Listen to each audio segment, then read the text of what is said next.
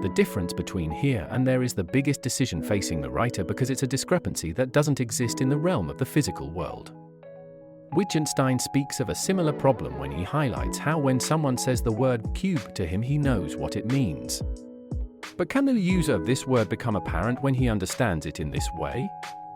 It cannot, because on its own the word cube is without life, it's only in its use that it lives. It's only in my use of the word cube that I know whether it's this cube here or that cube over there. Another example would be how in the religious artifacts of ancient Egypt communication was never aimed at the mortals who had built the tomb, but at the dead and the gods, because such hieroglyphs were hidden from the eye of man. In this scenario, it is the gods who must figure out whether they are talking about this sinner here or that sinner over there. Returning to Wittgenstein's cube, the point is this: the world does not care where any one cube may physically rest, but we mortals upon the earth do. The skeptic might say, if here and there were two real places in the realm of the physical world, they would be separated by nothing. I am tempted to read this proposition as a practical proposition instead of a philosophical one. The problem of here and there is the same as having one person see a painting as something flat, whilst another sees the same painting as something three-dimensional. Once again, this is not a problem of subjectivity, but a problem about subjectivity. If here and there are separated by nothing and nowhere, then the writer is left in the unfortunate position of having to describe nothing. Writing becomes a transparent medium. But unlike glass, we do not have the solution of light at our disposal. Since this can't be done in the realm of writing, and is not what happens anyway, we must be forced to accept that it has something to do with use and subjectivity, therefore.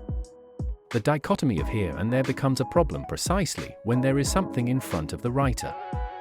The teacher of creative writing places a log with a small fern growing out of it in front of her student.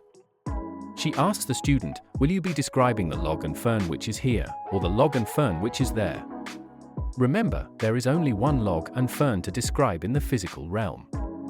In the written realm, the one here and the one there are two very different things. I am tempted to reiterate Wittgenstein's idea that essence is expressed in grammar.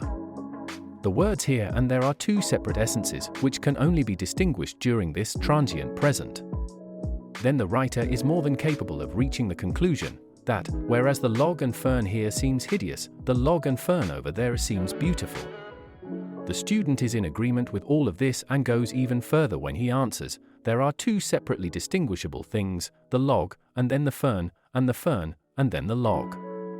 Two places with two different perspectives. Except this doesn't constitute a cognitive space, this is a physical space in a physical world which the student has been told to represent with words.